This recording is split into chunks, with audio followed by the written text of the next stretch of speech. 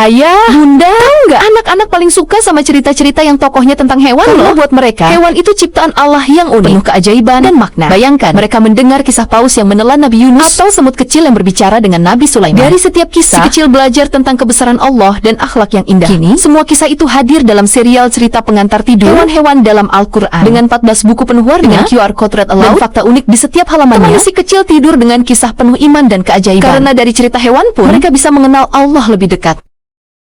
Nabi Adam memiliki banyak anak di antara Ayah Bunda, Ananda senang banget kalau dibeliin buku cerita ini loh. Langsung di check out aja ya. Habil.